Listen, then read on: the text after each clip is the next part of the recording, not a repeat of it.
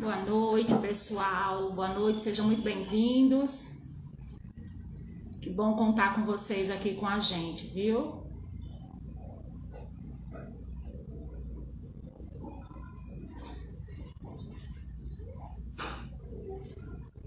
Daqui a pouquinho.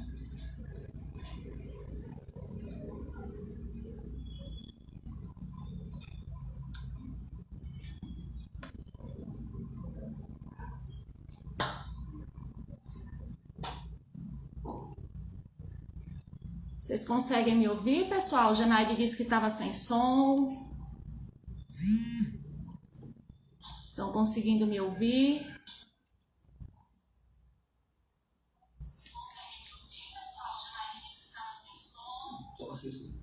Tá ok, né? Vocês estão me ouvindo? Janaide, me dá aí um ok aí que você já tá me ouvindo. Ok, perfeito. Obrigada, tô vendo aí bastante gente. Bom, começando agora esse bate-papo, né, com a gente. Boa noite para todo mundo. Para quem ainda não me conhece, eu sou Roberta Oliveira, sou psicóloga, coordenadora de gestão de gente e cultura dentro do grupo ESIG, né, um grupo formado pelas empresas ESIG Software e Quark Tecnologia. E hoje, dia 20 de novembro, Dia Nacional, Dia da Consciência Negra, né, a gente vem discutir um pouco sobre esse tema que é tão importante para qualquer pessoa que pensa, que busca, que acredita em uma sociedade mais justa, mais igualitária, né? E foi pensando nisso que nós da ESIG Group quisemos proporcionar esse encontro, provocar esse tema. E para isso a gente vai conversar com a Marcela Costa, que é psicóloga clínica, ela é pesquisadora nos campos de saúde mental, raça, classe, gênero, sexualidade, sob uma perspectiva de estudos feministas negros e interseccionais. E aí ela tem um projeto, né? Ela é uma das idealizadoras do projeto Negratitude, que ela vai falar melhor desse projeto do que eu. Ela já está aqui conosco e aí eu vou chamá-la para que a gente possa discutir aí um pouquinho sobre esse tema que é tão importante. Vamos lá, aguardando só a Marcela entrar aí com a gente para que a gente possa começar a discutir sobre tudo isso. Queria desde já agradecer aí a participação de todo mundo, a presença de todos vocês. O que a gente quer é que, de fato, seja uma noite de muita reflexão, de muito aprendizado, que a gente saia daqui com muitos conteúdos agregados, né, a partir dessa nossa conversa. Essa é a ideia que a gente está buscando. Vamos lá buscar a Marcela, que está entrando já aqui com a gente.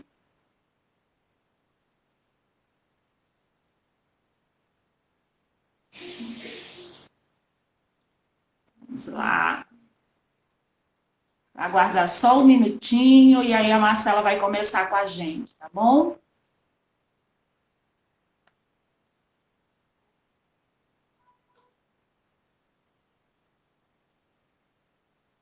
Acho que Marcela não conseguiu. Marcela, se você puder tentar mais uma vez, vai dar certo, com certeza.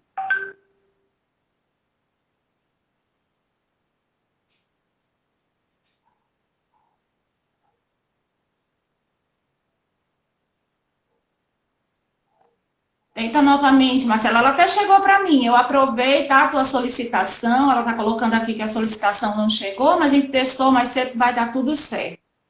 Vamos lá. Tô mandando para você, para ver se dá certo, tá, Marcela? Oi. Olha aí. Olha aí como é que não ia dar certo, garota. Deu certo?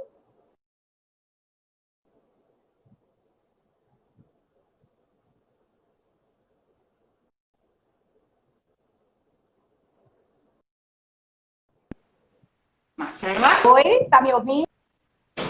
Você está travando para mim.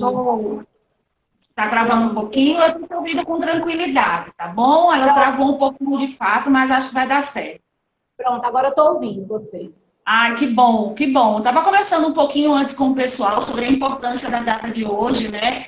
Para todos nós que buscamos aí uma sociedade mais justa, mais igualitária, mais realista, mais próxima às suas raízes de fato, e conter um pouquinho aí um pouco de você para o pessoal, mas eu acho que é mais justo você também se apresentar, falar um pouquinho da Negritude, né? O seu projeto. Conte um pouquinho aí para a gente desse projeto. Boa noite a todas e todos.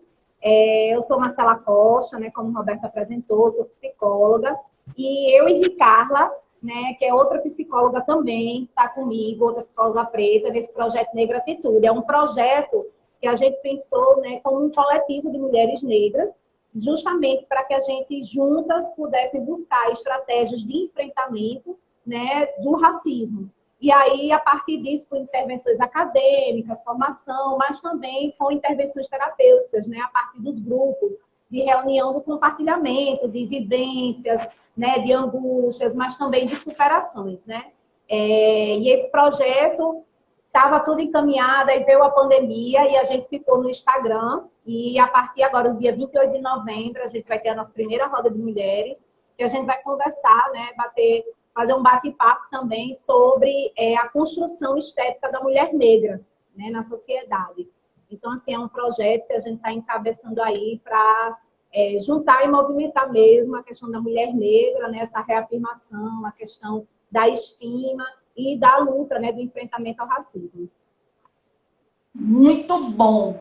Marcela, vamos lá, né? Primeiro, para a gente se contextualizar e entender um pouco melhor tudo isso, né? A gente sabe que existem inúmeras leis que têm a intenção e o objetivo de garantir aí os direitos das pessoas, a igualdade entre os povos, né? Mas a gente sabe também que o racismo é um processo histórico, um processo cultural que modela a sociedade, a forma como a gente se percebe, a forma como a gente se relaciona, modela a sociedade como um todo há muito tempo, né? Então, por mais que o debate, o combate à discriminação tenha evoluído, a gente pode perceber algumas ações de evolução, mas eu acho que a gente precisa cada vez mais discutir esse tema, trabalhar esse tema, para gerar essa conscientização cada vez maior das pessoas, né? E aí eu queria começar pelo começo. Eu queria começar com você nos contextualizando e explicando um pouco melhor o que é realmente o racismo estrutural. Conta pra gente.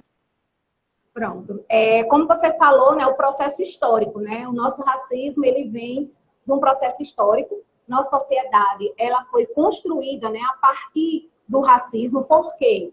Né? E por que esse estrutural? O que é que ele está estruturando? E aí a gente vê que desde a escravidão, né, a gente vem nessa questão da opressão, da exclusão, da desumanização do povo negro, né? Então, o nosso país, se a gente for voltar ao tempo, né, na nossa história brasileira, o nosso país ele foi construído a partir do colonialismo, né? Então, os portugueses chegaram aqui, invadiram as terras, e como foi que se estruturou, né, o Brasil? A partir das colônias, né? A partir desse processo escravatório, né?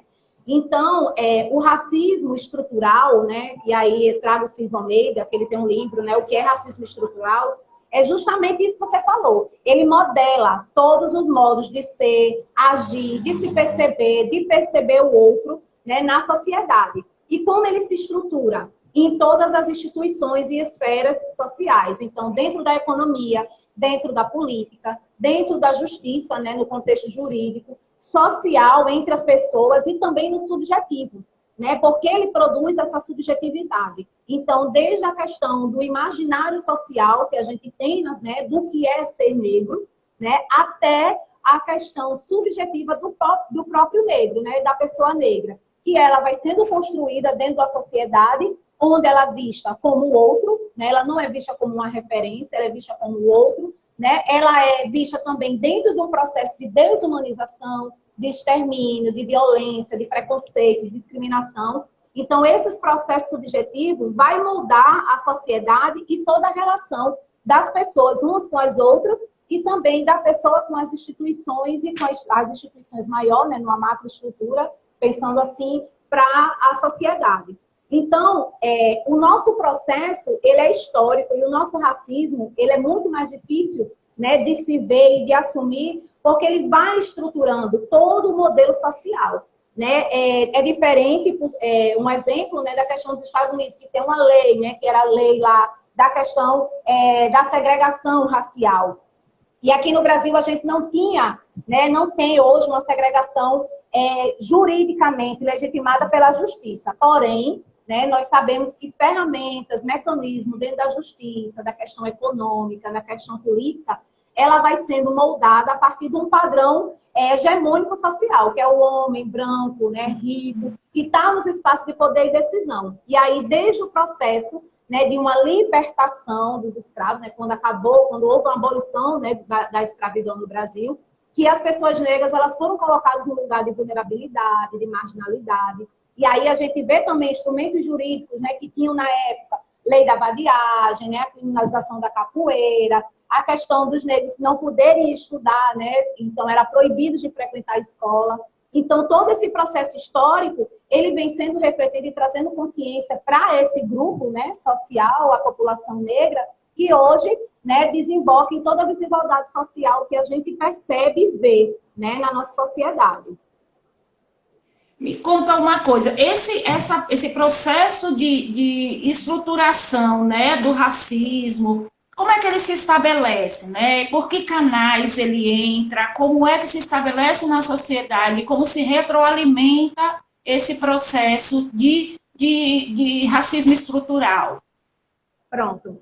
No caso, né, quando houve que a gente teve uma transição, nós saímos, né, do processo da escravização, né, da escravidão, do colonialismo e entramos num processo de capitalismo, né, um modo de produção capitalista. Então, no momento que essas pessoas elas foram excluídas, e aí veio toda a imigração, né, europeus, italianos, né, e aí vem todo o processo de imigração, os imigrantes que a gente sabe aqui, que vieram trabalhar no Brasil, que foi o trabalho pago, né? Então, enquanto eram pessoas negras trabalhando, era um trabalho escravo, quando foram as pessoas brancas, né, de fora, era um trabalho pago, porque era um processo de embranquecimento, um projeto de sociedade que se esperava ter aqui no Brasil. Né? Então, quando acontece isso, as pessoas negras elas já não estão no espaço de poder e decisão e de estruturação de uma sociedade. Então, quem está nos espaços políticos de organização social são as pessoas brancas, né? E se a gente for olhar, nós como mulheres, são os homens brancos. Então, eles estão lá no processo da construção de leis, né? Na construção da democracia que a gente tem hoje, né? Então, todo o processo democrático, histórico que teve aqui no Brasil. Então, eles também estão lá nesses espaços, né? Então, são espaços de acesso, de privilégios, de organização social que as pessoas brancas se colocam, né? Elas estão lá e aí elas vão moldando a sociedade, instrumento jurídico, a questão do mercado de trabalho, né? A questão dos direitos sociais. Então, é pautado num modelo universal de humano. Então, quando eles pensam saúde pública para a população, né, brasileira, eles vão dentro de um padrão universal. E quem é essa pessoa? É o homem branco. Né? Então, assim, é uma universalidade. Né? Então, esse conceito de universal, né, e a gente tem a questão dos direitos humanos, né, que veio da Revolução da França. Então, todos nós somos iguais perante a lei, né? Toda aquela questão universal de que todo humano é igual, que todos nós somos cidadãos brasileiros, a questão dos direitos, né, sociais, moradia, educação, saúde. Está passando um carro aqui. Mas a gente sabe... Coisa de live. Mas a gente sabe que essa questão universal, quando é colocada na prática, né, da nossa sociedade, a pessoa negra ela vai ser excluída.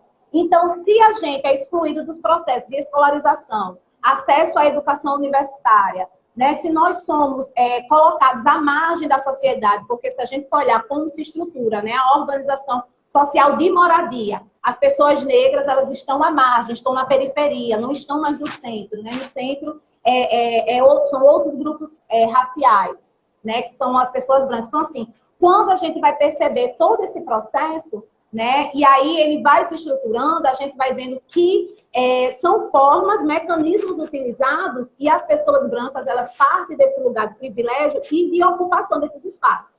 Então, a gente não vê as pessoas negras em espaços de grandes decisões políticas, não tem. A gente não vê as pessoas negras em grandes cargos de empresa, né? Quando a gente vai olhar o mercado de trabalho, onde se encontram essas pessoas? São nas questões de mão de obra, nas terceirizadas, né? Nos cargos mais operários, né? Porém, não é somente na questão concreta, né, e objetiva, que aí a gente fala de econômico, político.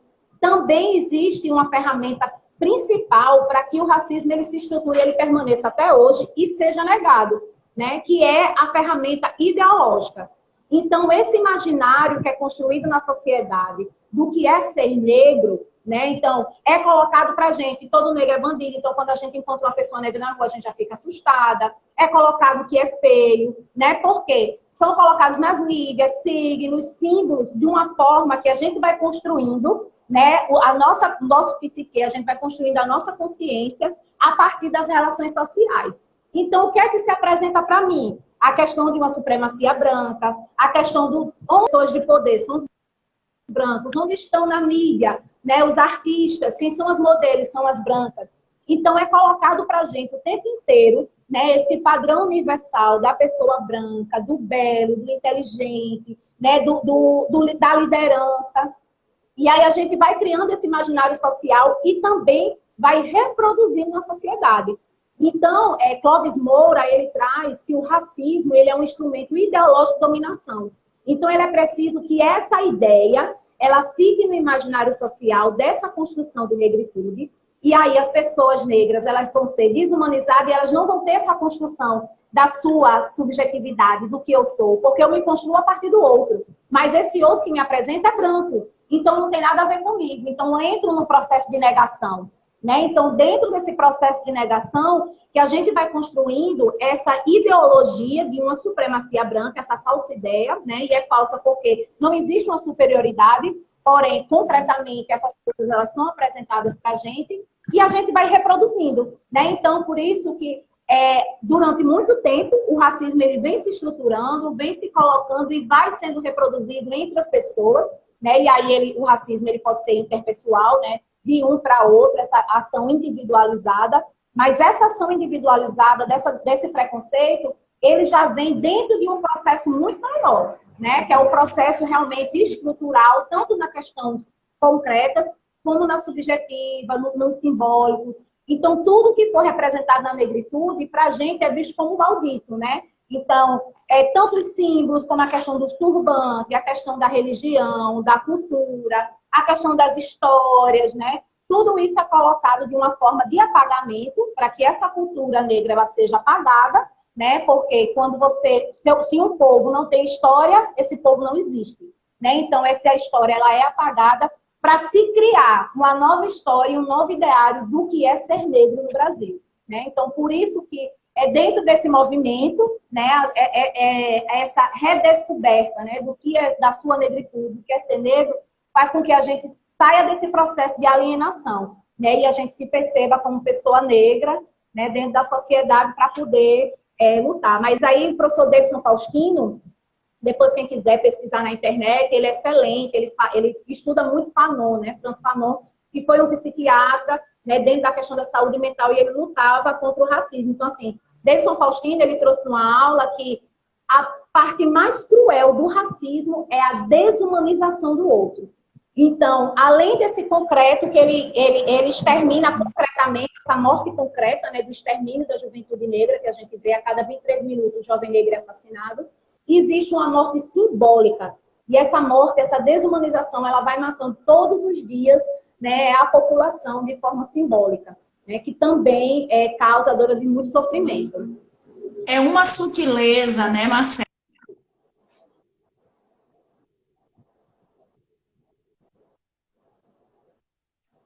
Da gente, né? Eu percebo que, assim, as terminologias... Repita que travou, eu não escutei direito. Vou repetir. Eu estava falando sobre a força dessa subjetividade que é tão espalhada, tão difundida, né? E que acaba por permitir que a continuidade desse ciclo, né? Porque as terminologias que são utilizadas tantas vezes, utilizando a cor negra de forma pejorativa, e que a gente reproduz isso automaticamente ou sem reflexão nessa reprodução, e o quanto isso gera perpetuação dessa postura, né? O quanto a gente... Aí eu queria que você falasse um pouquinho, já entrando nessa questão das consequências do racismo estrutural, o do quanto essa não percepção, como você colocava, né? Essa retirada da identidade, né? As consequências disso, não só para o homem preto, para a mulher preta, quanto para o homem branco, porque ao que a gente sabe, as consequências elas não estão restritas à raça negra, elas talvez sejam mais evidentemente dolorosas na nossa raça. Entretanto, também existem consequências importantes para a sociedade como um todo, independente da sua cor. Eu queria que você falasse um pouquinho mesmo para a gente, a partir de todos esses estudos que você desenvolve, as suas pesquisas, a tua vivência, como é essa questão das consequências dessa perpetuação, né? Dessa perpetuação inconsciente que a gente dá. Exatamente. E aí, quando você traz, né, essa perpetuação e essa subjetividade, ela é construída tudo. É na escola, né, porque a gente vê nos livros de história como é que se apresenta uma figura negra para a gente, né, na mídia. E aí vai difundido, e isso aí vai trazendo as consequências, né, os efeitos psicossociais são muito grandes. Porque quando você não se vê representado na sociedade, quando você é colocado num lugar de subalternidade, você acaba entrando nesse lugar, né? E você acaba se construindo a partir da imagem do outro, né? De que eu sou ruim, de que eu não sou capaz, de que eu não vou chegar lá. Oi.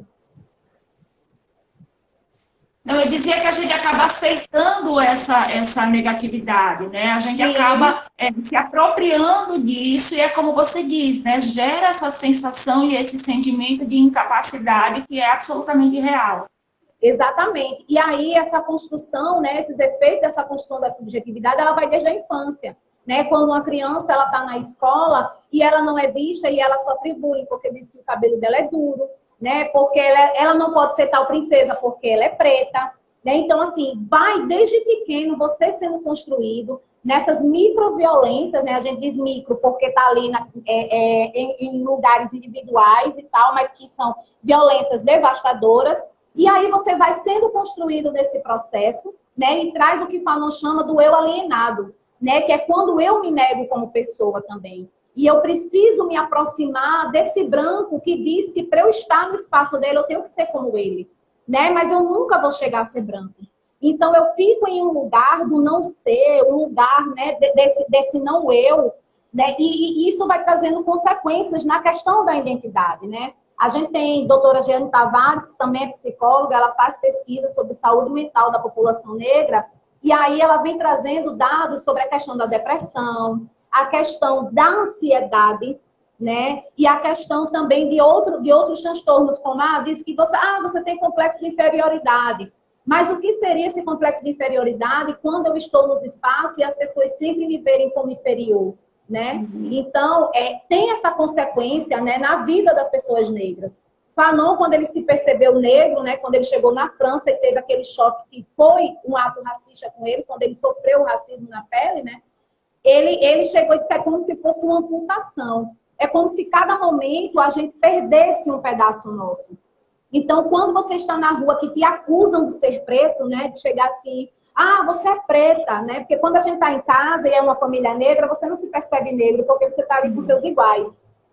Quando você vai para a rua e sofre essa violência, né? É como se realmente fosse algo rasgando você, né? Você sangra. A Grada Quilomba diz que o racismo é uma ferida aberta, né? Que por vezes ela dói e outras vezes ela sangra, né? E ela nunca se fecha. Porque o tempo inteiro a gente está sendo lembrado do nosso lugar, né? Que eles querem nos colocar. Então é como se viesse nessa memória colonial. É como se todo o tempo a gente estivesse preso no presente e todo o tempo eu estivesse lá na época da escravidão. Porque em todo momento eles estão me relembrando de onde eu vim, né? De qual é essa herança. Mas essa herança que eles trazem é uma herança criada a partir do olhar do colonizador. Porque quando a gente vai pesquisar a história negra, né, a nossa história, o nosso povo vem de outro momento. né? Nós fomos escravizados, nós não somos escravos, né? Não nascemos inatos escravos. Então, assim, e isso vem trazendo consequência. E é muito importante, Roberta, isso você falou da questão da consequência para a pessoa branca, né? Porque quando eu sou desumano com o outro, eu também vou perdendo um pouco da minha humanidade. Então, cria a ideia no branco de uma supremacia, de um lugar de meritocracia que é falso. Então, o tempo inteiro, né, ele precisa estar negando que existe o racismo, né, colocando o racismo no outro, negando para que ele permaneça naquele lugar. Porque imagine, você passar toda a vida você construindo, achando que tudo que você conseguiu é mérito próprio, né? Que você é a referência, que você é o padrão, e de repente você descobrir que toda essa história foi uma construção a partir de uma exclusão, de uma desumanização, de um extermínio de um povo, né? Você vai ficar perdido. Então quem sou eu agora? Né? Se eu passei essa vida inteira sendo construído dessa forma e hoje eu não sou mais quem me dizem que era. Que lugar eu ocupo na sociedade se não for esse lugar de privilégio, né? Então, isso também vai causar desordem, né? Desequilíbrios também na pessoa branca. Né? Então, a partir do momento que eu tenho que estar o tempo todo negando aquilo que está em mim, eu coloco no outro, que é a violência racista, né? Todos esses discursos que a gente tem, também causa sofrimento. Mas, como você falou, né? É um sofrimento diferente, né? Da pessoa negra, que ela está o tempo inteiro não sendo sujeito e precisa se descobrir como sujeito. E aí, com a pessoa branca, ela vai ser o contrário. Ela está o tempo inteiro achando que ela é o sujeito padrão, né? A norma, a universalização, e de repente ela descobre que não é tão assim. Então, realmente, elas vão brigar, ela vai ser agressiva, ela vai dizer que não é, que não existe, né? Vai o tempo inteiro estar reivindicando aquele seu lugar, né? De posse, como se fosse algo inato, natural, como se você já tivesse nascido e merecesse aquele lugar, né? Mas aí você perceber que o lugar onde você chegou é porque houve muito sofrimento e o extermínio de um povo para que você pudesse chegar ali. Se você puder contextualizar historicamente, né, essa questão do combate ao racismo, sobre a tua ótica e reflexão, o quanto a gente tem crescido nisso? De fato existe, porque a gente viu aí, assim, até nos últimos dias as mídias sociais têm relatado, alguns têm colocado na vista da gente, né, a mostra para a gente, uma série de atos racistas que vem acontecendo aí nos últimos tempos, né? A gente tem o João Pedro no Rio de Janeiro, a gente tem o George Floyd nos Estados Unidos, a gente tem tantas pessoas que passaram por situações complicadas em razão porque a cor chegou primeiro do que a pessoa, do que o indivíduo, né? Na tua reflexão, o quanto a gente cresceu nesse combate? A gente cresceu porque a mídia divulga mais, ou a gente cresceu de fato em propostas e políticas públicas que nos permitam combater de forma real o racismo? Se a gente for pensar, né, como você falou, historicamente, desde lá da colonização, né, da escravidão, que a gente vem na luta, né? E aí hoje, o dia 20 de novembro, dia da consciência negra, ela traz essa data, né, em menção a Zumbi, né, que foi o dia da morte de Zumbi, quando Zumbi foi capturado e ele foi morto. Então, assim, Zumbi é um dos grandes nomes, né, dos grandes heróis da luta pela libertação do povo negro. Zumbi, Dandara, né, Luiz Gama.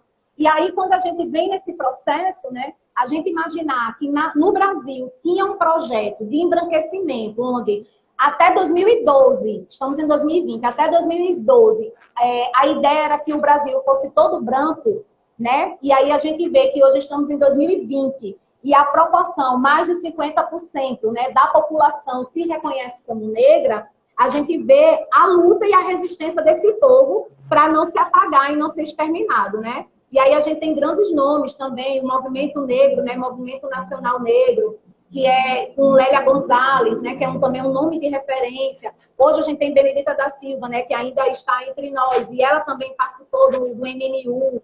Então, assim, a luta sempre foi grande, né, sempre questionando o movimento, e tudo que a gente vem conquistando até agora é por causa desse movimento. Tivemos políticas, né, mais recentes, de 15 anos, 15 anos, 16 anos para cá, ou um pouco mais, nós tivemos a questão da lei, né, da criminalização do racismo, que é importante, mas a gente também vê que por mais que ela exista, muitas vezes ela não é efetiva, ou a gente pode dizer que ela não é efetiva, porque não se criminaliza por racismo e sim injúria racial, né? Então, assim, coloca-se um dispositivo, né, da lei para amenizar esse tensionamento do movimento. Ó, tá bom, a gente criminalizou o racismo, então não tem mais racismo no Brasil. Quem cometer, né, vai ser responsabilizado. Mas a gente sabe que tem inúmeros e inúmeros casos, e aí as pessoas distorcem e colocam como injúria racial. Então, também tem essa luta de como é difícil a gente provar que aquele crime foi um crime de racismo, né? Tivemos a lei de cotas, que também gera uma grande conflito, né? Porque, é cota, vocês estão segregando. E não é uma segregação, é uma equiparação. Porque como é que eu vou primeiro fazer que uma sociedade ela fique igual se as pessoas partem de lugares diferentes? Eu preciso primeiro equiparar, né? Todos, a classe, todos e todas, equiparar as oportunidades para poder todo mundo seguir de um canto só. Porque senão sempre um grupo vai ficar atrás. Então, a lei de cotas foi muito importante porque houve um crescimento de estudantes negros e negras nas universidades, né? Nesse acesso à universidade. Mas que também era difícil, porque entrava, mas para se manter é complicado. Então, também era outra coisa que a gente precisaria ter visto e rever, né? E está sempre debatendo, é a manutenção desse estudante negro dentro das universidades públicas, né? E privadas também. Então, assim, também tem essa movimentação. Mas, Roberta, eu analiso que a gente está tendo a mídia, né? Então, a mídia ela está tendo essa visibilidade maior dos movimentos, né? Então, assim, o movimento ele continua persistindo, muita gente nova, né? Estudando. A gente também está tendo acesso a conhecimentos de autores, pesquisadores, né? Negros e negras, professores, para também levar para dentro da universidade, né? Esses saberes, né? Valorizar o saber, né? Do povo negro também. E trazer profissionais negros, né, professores, mestres, doutores dentro das universidades para ter essa representação. Mas a gente sabe que precisa avançar muito. Por quê? Por mais que tenha essa luta, a visibilidade nas redes sociais, que também tem ajudado o movimento, né? Porém, a gente sabe que todo dia ainda tem os atos racistas estão acontecendo todos os dias. Então, não houve uma diminuição desses atos, né? Infelizmente, hoje a gente teve, né, a notícia da morte daquele homem lá no Carrefour, né, um homem negro que foi morto asfixiado dentro do supermercado. E se a gente for olhar, é igual a George Floyd, né? Asfixiado, toma-se o ar, cala-se a boca, né? Se humilha, bota no chão. Então, assim, a gente percebe que ainda existe muito que avançar, muito. Porque como a gente, né, eu defendo e venho da tese de professor Silva Almeida, da questão do racismo estrutural, a gente precisa mudar a estrutura, mas ela de dentro para fora ela não vai conseguir. Nós precisamos adentrar nessa estrutura para que a gente possa modificar. Então, o movimento ele está crescendo, né? Eu acredito que vai crescer mais, né? Que a gente vai conseguir mais espaço. Teve as eleições agora, muita gente entrou, muitas mulheres negras representantes da luta. Porém, a gente sabe que a luta ela tem que continuar, ela vai avançar, mas que ainda é muito dura, porque realmente é muito difícil, né? Porém, ela não vai ser impossível. Pode ser que a gente não vai ver, né, essa grande revolução, mas que ela vai existir, eu acredito que um dia ela exista, né? Porque se os nossos antepassados acreditaram, e hoje eu estou aqui com você, né, nessa live, falando, nós duas conversando, né, tendo esse pensamento e a oportunidade de ver, né, os conhecimentos, é porque lá na frente, o futuro, eu vejo muito melhor para a nossa população. Como é que a gente ajuda essa luta a acontecer, essa luta a avançar, né?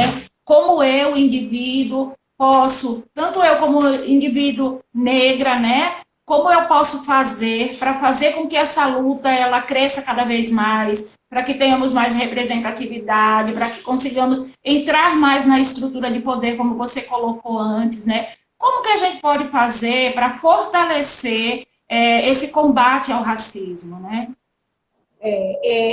Não é fácil, né? Nós sabemos que até a gente se reconhecer como negra, né, é difícil, né? Então, primeiro, as pessoas elas precisam se reconhecer, né? Se apoderar do sujeito e da sujeita que você é, né? Desalienar essa consciência, né? Essa imagem que você tem, né? De si a partir do outro, do olho do colonizador. Então, primeiro que tudo é essa tomada de consciência negra, né? Essa tomada de quem você é. E segundo, a gente dentro dos nossos espaços. Então, para que a sociedade ela possa também se transformar, a gente nos nossos espaços, né, nas micropolíticas, nos espaços onde eu estiver, a gente está combatendo qualquer atitude antirracista, qualquer atitude racista. Né? Então, se eu estou no meu trabalho e eu posso, né, eu estou ali no momento de contratação, por que eu não contrato pessoas negras? Né? Então, a gente faz essa leitura, porque todo mundo que vem os currículos e eu só escolho pessoas brancas. Né? Então, a gente começar a refletir nessas coisas. Como é que eu estou dentro de uma empresa e não tem uma pessoa negra, só tem eu? Como é que eu chego num restaurante e eu sou negra, eu chego num restaurante, ou até as pessoas brancas também, né? E as pessoas negras estão na cozinha, estão limpando, né? Muitas vezes nem se for num restaurante mais alinhado, né? Nem o maître é branco, mas aí o garçom, a copeira, né? O ASG são pessoas negras. Então, é a gente refletir esses espaços, né? Nas minhas redes sociais, de quem eu compro produtos, né? Quais são os conteúdos que eu estou vendo? Qual é a cultura, né, que eu consumo? E aí nas mídias, nos filmes, nas músicas, né? Então, assim, a gente em todos os nossos espaços, a gente precisa estar fazendo essa reflexão de que lugar a gente ocupa, qual é o lugar que as pessoas negras estão ocupando nesses espaços em que eu vivo e questionar. Questionar no trabalho, questionar na universidade, questionar na escola, questionar em casa, na roda de amigos, né? Então, eu escutei uma piada racista, porque existe o racismo recreativo. Também ele é colocado, né, para que as coisas sejam feitas de forma natural, de forma divertida, sutil, de forma bem leve, para que a gente... Mas aquilo a gente vai internalizando, né? Então, teve uma piada racista? Não, eu não entendi. Por que isso é engraçado, né? E aí, questionar. Né? Então, assim, a luta antirracista, ela inicia nas minhas práticas cotidianas. Né? Eu ver todos os dias como eu estou agindo, o que eu faço, e não é fácil, gente. Então, assim, mas hoje eu fui racista. Mas você percebeu que você foi racista? Pronto, o primeiro passo é esse. Percebeu, então não faça mais. Se você se indignou, se você está incomodado com alguma coisa que alguém falou, disseram que todo branco é racista, eu fiquei incomodado com aquilo. Pronto, aí é o princípio, é o começo. Então vamos lá, vamos refletindo. Por que disseram isso? Então vamos refletir e vamos estudar. Né? Então a gente pesquisar autores e autoras negras, teóricos e teóricas negras, né? A gente buscar ler, entender, compreender e não negar o racismo. Né? Porque eu acho que a principal ferramenta para também ele se manter é a negação. Porque quando a gente nega algo, para a gente aquilo não existe.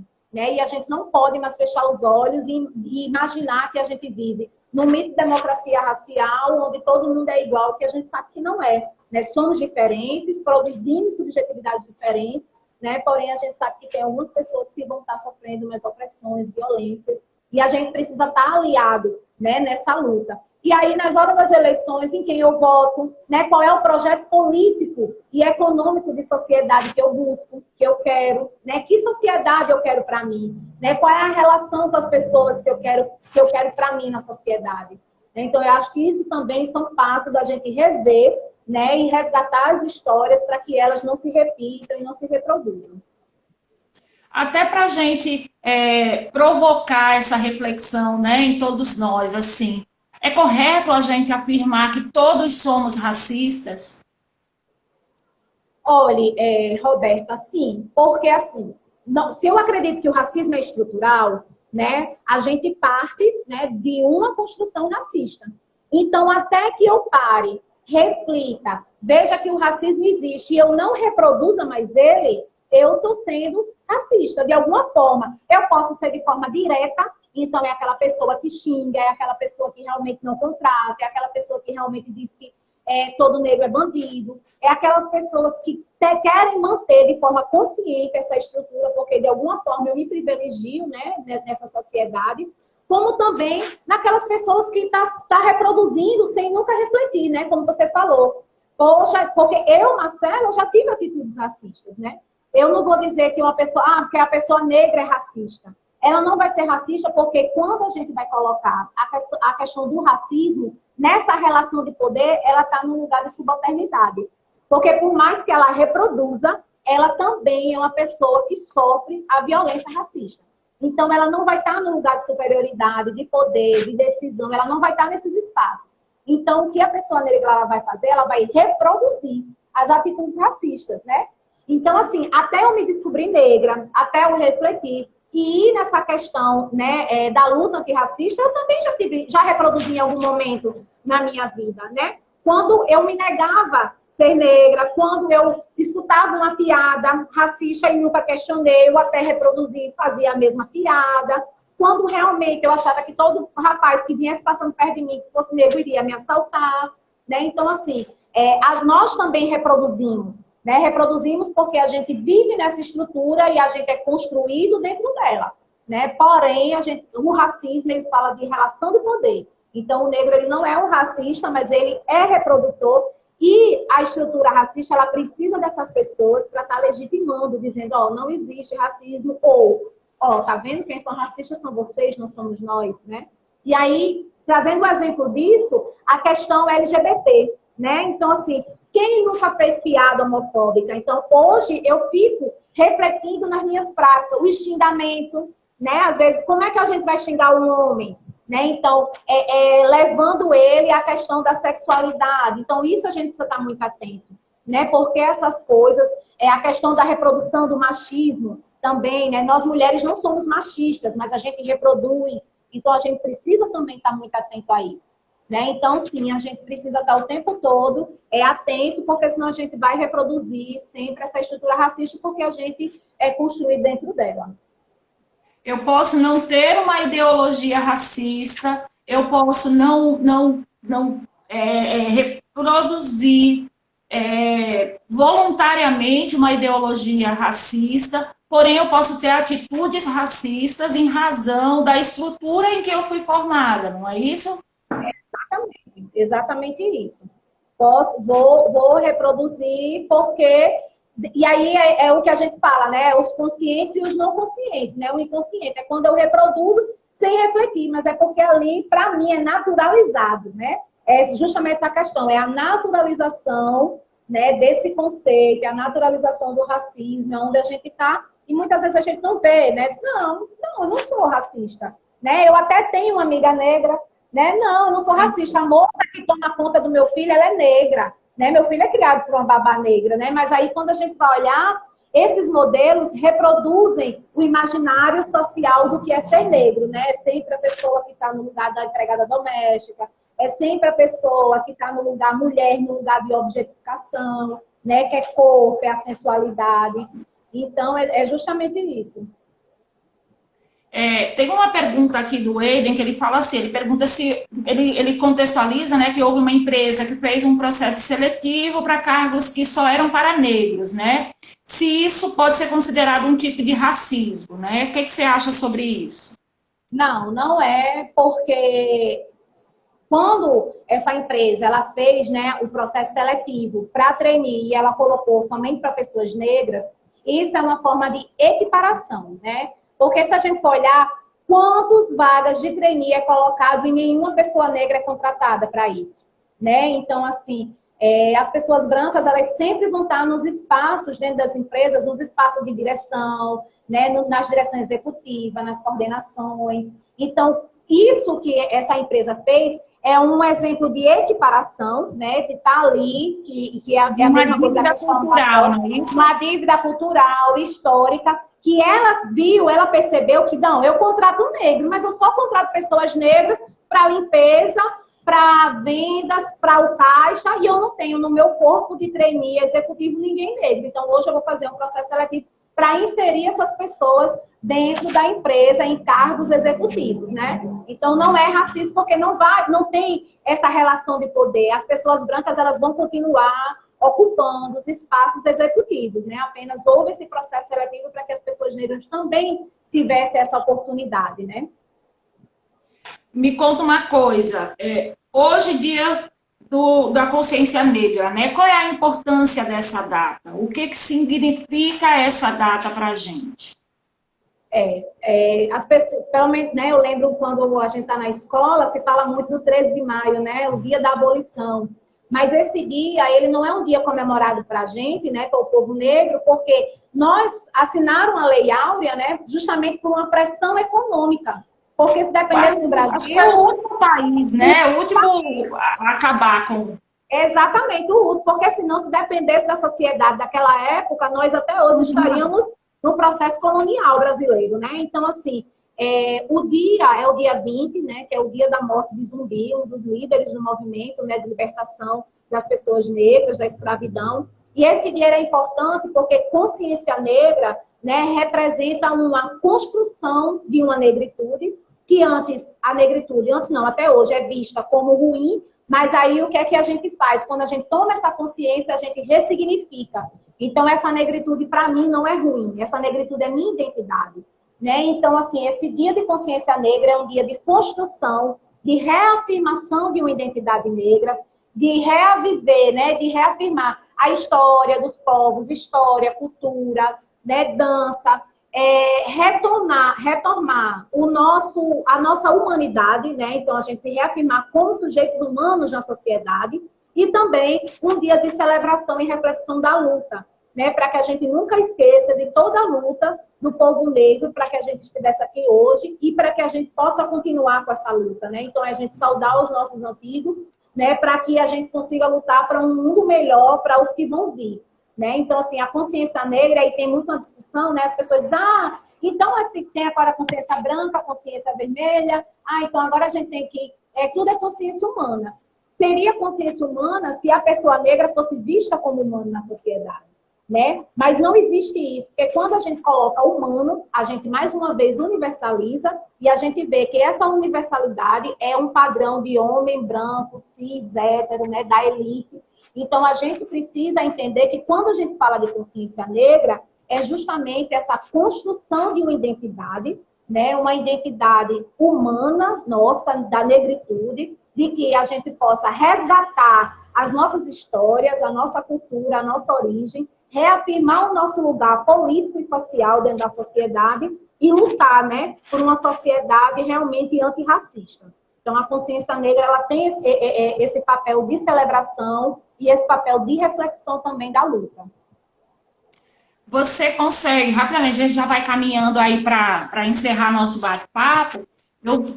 Se alguém mais colocou alguma pergunta, coloca aí nos comentários para a gente, né, Marcela? Que aí a gente vai dirimindo alguma dúvida, quem quiser colocar alguma coisa, né? Tem muita gente falando aqui sobre a importância dessas reflexões, a importância de alguns atos que aconteceram nos últimos dias aí contra negros, né? E a importância da sociedade se colocar frente a isso. E eu queria que o pessoal continuasse comentando e perguntando, caso a gente não tenha tocado em algum ponto que vocês acham importante.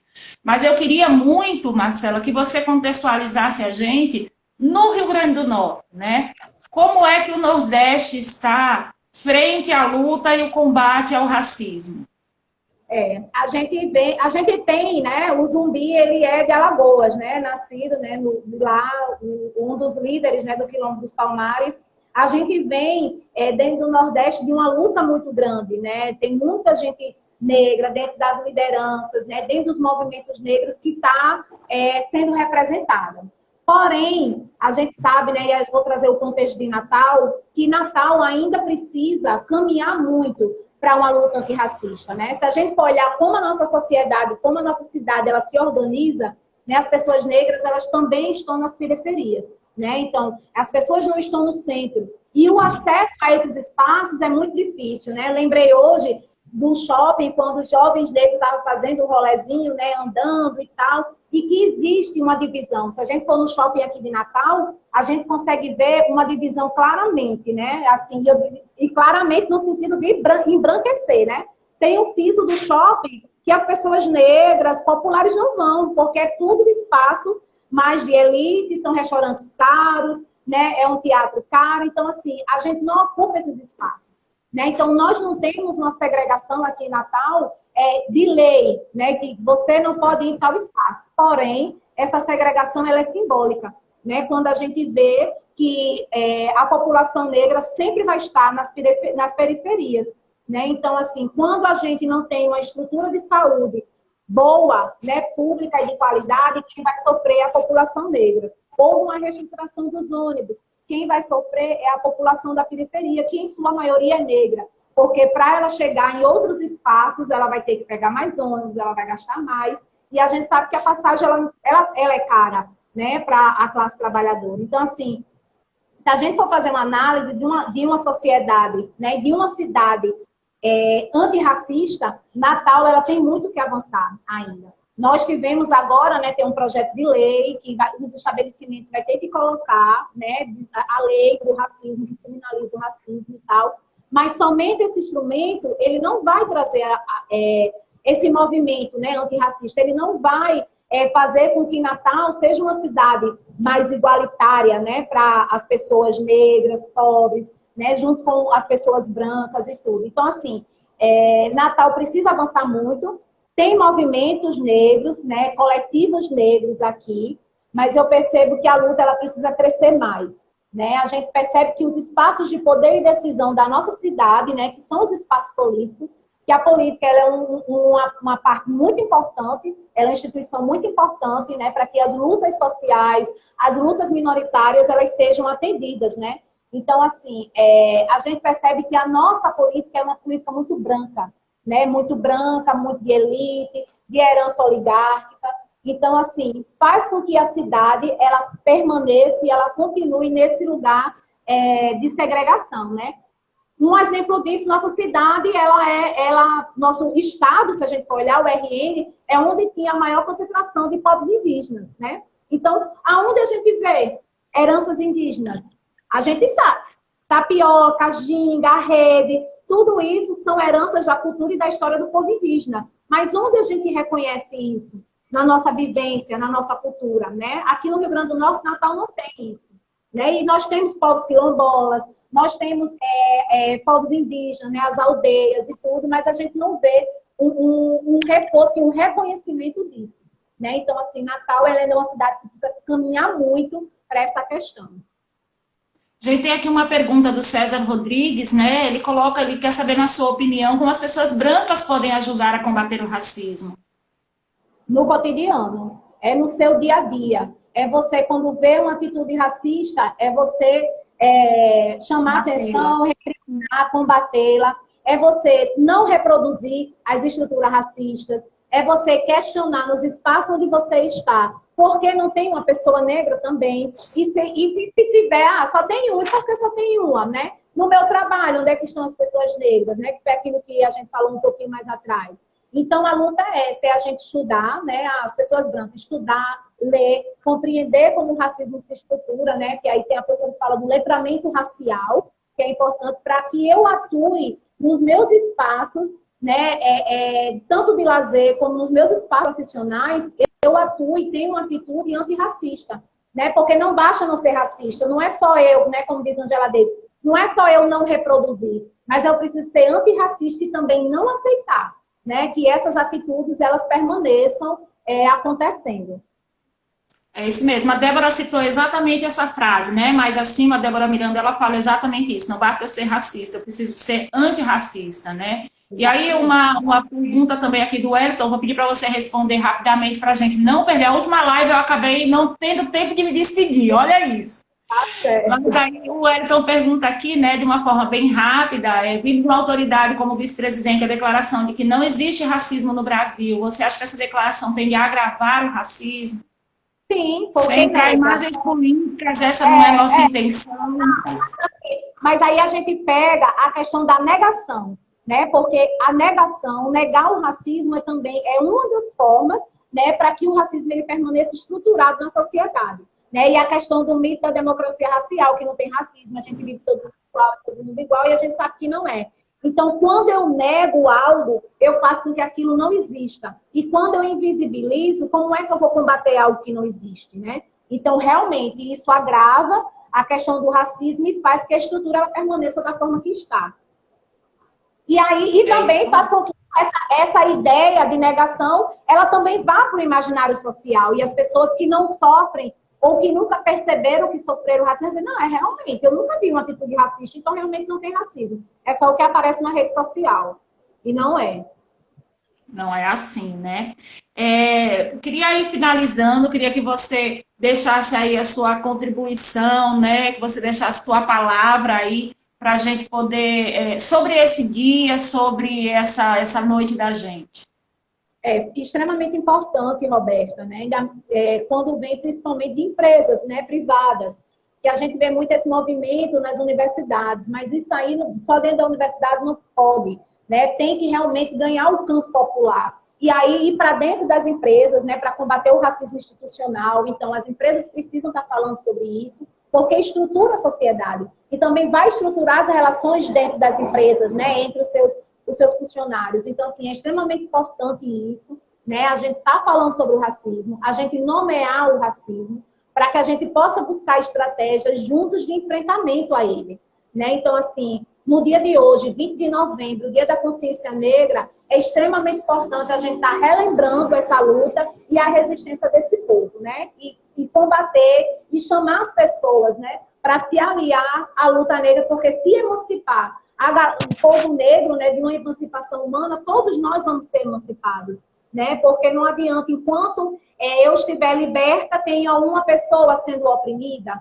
né? Então, assim, a gente tem essa ideia de que é preciso uma transformação social, uma mudança de sociedade, né? Então, assim, é extremamente importante, estou muito feliz pelo convite, né? E que realmente vocês levem, né, tudo isso, como você mesmo falou aí, como a Débora, né, que fez o convite, falou para mim, a importância de vocês estarem dentro da organização, trazendo e levando esse tema. É extremamente, uma relevância muito grande, extremamente importante. E aí a gente agradece demais, assim, a tua disponibilidade, a tua visão clara, a forma objetiva com que você trouxe esse assunto para a gente. Queria agradecer muito para você essa tua lucidez em tratar esse assunto, né? Eu acho que para a gente tornar esse projeto de conversar sobre isso, de debater abertamente, de debater de forma simples, de forma que todo mundo possa entender e trazer mais para perto do seu dia a dia, né? Sentir como real do seu dia a dia. Porque dentro desse processo de negação que você citou, às vezes a gente afasta da gente um assunto que está tão presente, está tão ao nosso redor, né, o tempo todo. Então, queria agradecer muito a tua estadia aqui com a gente, queria agradecer a todo mundo que pôde estar com a gente hoje aqui, discutindo esse tema, trazendo aí reflexões e se permitindo refletir sobre esse tema, que eu acho que a gente ainda tem tanto a aprender, né, Marcela? A gente fala, mas a gente sempre tem muito a aprender sobre tudo isso.